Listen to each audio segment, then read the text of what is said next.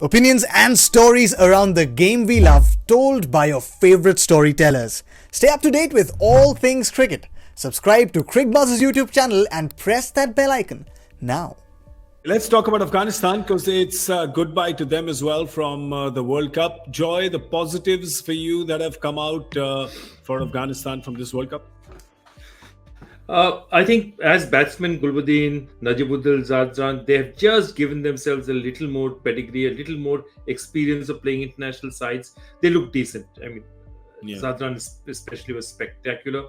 I think that's the strength because I think we always knew their bowlers were good. And of course, Hamid coming back to do whatever he did, I know today was not a particularly good match. But for somebody to come back from where he was, literally out of the side, not in contention, to come back and bowl the way he did was fantastic. That's not long term, but I think that's what they've competed in many matches. I remember that Pakistan match, and I think Afghanistan will go and look at that and say, those 3 sixes in the last over, I mean, Asif Ali in the 19th over rather, who finished it off for us. Things could have gone differently for them. They challenged at the top level, not today. But there's plenty to take back. Everyone knows Rashid and Mujib's undoubted talent. And I think they just get better and better. If you look at it across a tournament, this was a 5-game tournament. An IPL is a 14-game tournament. A Big Bash is a long tournament. Across a tournament, what did we learn from Afghanistan? That Rahmanullah Gurbaz is a potentially a very good batsman.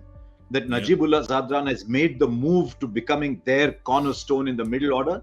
But apart from that, they confirmed what we knew. We didn't learn anything new about Afghanistan. That they are several leagues ahead of their erstwhile peers, which is the Ireland and the Scotland and whatever. They've gone significantly above them, but they've not yet become a serious challenger to the other side. So they're sort of in that in between role. If they had managed to sneak home against Pakistan, I think that might have made a difference. But that is what the good teams do. No, the good teams have a player to take them out of every situation. So to me, the big positive for them is Zadran. The other little positive is Rahmanullah Gurbaz. I'd expected a lot more from Naveen ul Haq, to be honest, because I keep seeing his bowling figures in franchise cricket around the world. But I see him as a bowler who keeps taking pace off. So I want to see him bowl 135 if he's bowling that.